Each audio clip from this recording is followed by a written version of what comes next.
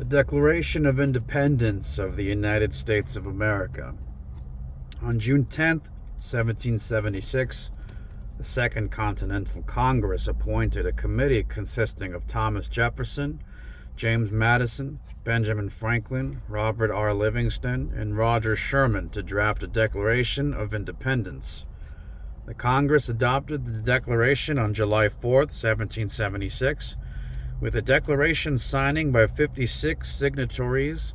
The American colonies formally severed ties with their mother country, England. The unanimous declaration of the 13 United States of America. When in the course of human events it becomes necessary for one people to dissolve the political bands which have connected them with another, and to assume among the powers of the earth the separate and equal station to which the laws of nature and of nature's God entitle them, a decent respect to the opinions of mankind requires that they should declare the causes which impel them to the separation. We hold these truths to be self-evident, that all men are created equal, that they are endowed by their Creator with the certain unalienable rights, that among these are life, liberty, and the pursuit of happiness, that to secure these rights, governments are instituted among men deriving their just powers from the consent of the governed, that whenever any form of government becomes destructive of these ends, it is the right of the people to alter or to abolish it, and to institute new government, laying its foundation on such principles and organizing its powers in such form as to them shall seem most likely to affect their safety and happiness. Prudence, indeed, will dictate the governments long established should not be changed for light and transient causes. And accordingly all experience hath shewn that mankind are more disposed to suffer, while evils are sufferable, than to right themselves by abolishing the forms to which they are accustomed. But when a long train of abuses and usurpations, pursuing invariably the same object, evinces a design to reduce them under absolute despotism, it is their right, it is their duty, to throw off such government, and to provide new guards for their future security. Such has been the patient sufferance of these colonies, and such is now the necessity which constrains them to alter their former systems of government. The history of the present King of Great Britain is a history of repeated injuries and usurpations, all having in direct object the establishment of an absolute tyranny over these states. To prove this, let facts be submitted to a candid world. He has refused his assent to laws, the most wholesome and necessary for the public good. He has forbidden his governors to pass laws of immediate and pressing importance unless suspended in their operation till his assent should be obtained, and when so suspended he has utterly neglected to attend to them.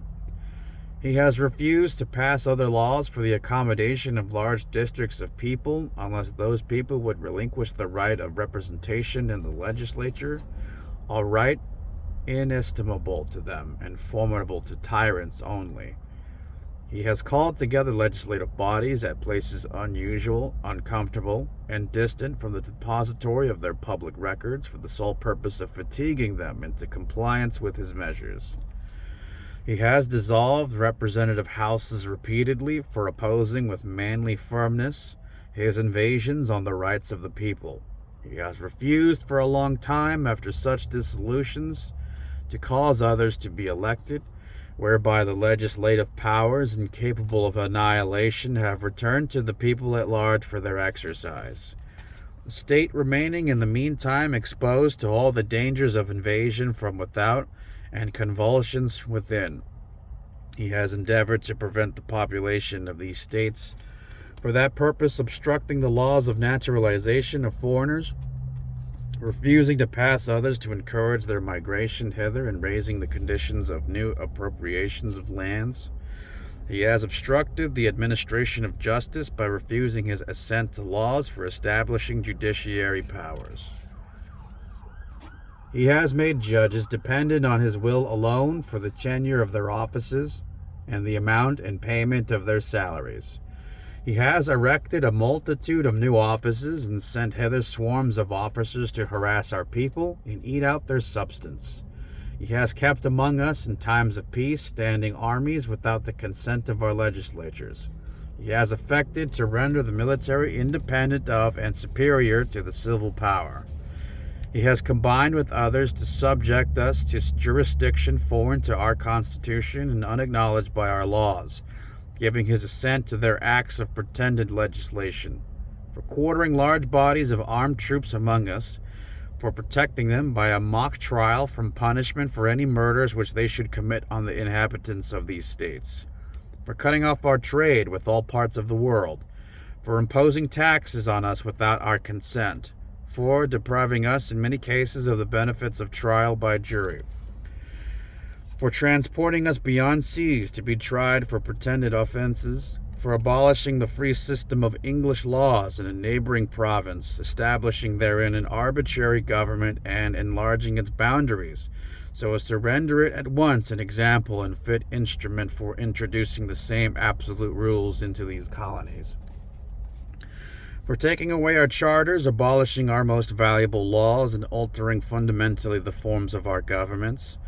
for suspending our own legislatures and declaring themselves invested with power to legislate for all us in all cases whatsoever.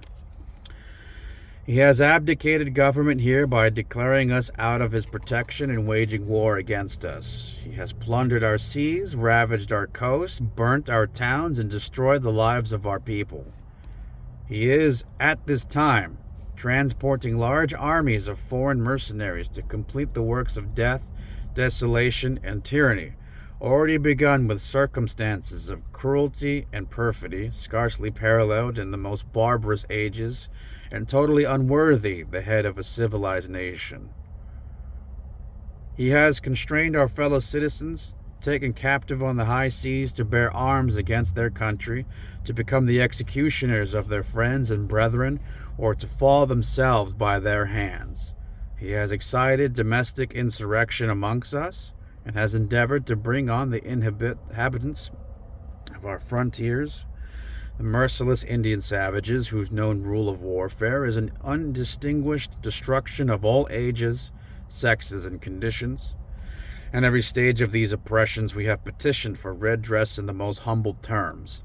Our repeated petitions have been answered only by repeated injury. A prince whose character is thus marked by every act which may define a tyrant, is unfit to be the ruler of a free people. Nor have we been wanting in attentions to our British brethren. We have warned them from time to time of attempts by their legislature to extend an unwarrantable jurisdiction over us. We have reminded them of the circumstances of our emigration and settlement here. We have appealed to their native justice and magnanimity, and we have conjured them by the ties of our common kindred to disavow these usurpations, which would inevitably interrupt our connections and correspondence. They too have been deaf to the voice of justice and consanguinity. We must therefore acquiesce in the necessity which denounces our separation, and hold them, as we hold the rest of mankind, enemies at war and peace friends. We, therefore, the representatives of the United States of America in General Congress, assembled, appealing to the Supreme Judge of the world for the rectitude of our intentions, do, in the name and by the authority of the good people of these colonies, solemnly publish and declare that these united colonies are, and of right ought to be free and independent states, that they are absolved from all allegiance to the British Crown, and that all political connections between them and the state of Great Britain is and ought to be totally dissolved, and that as free and independent states they have full power to levy war, conclude peace, contract alliances, establish commerce, and to do all other acts and things which independent states may of right do. And for the support of this declaration, with a firm reliance on the protection of divine providence, we mutually pledge to each other our lives, our fortunes, and our sacred honor.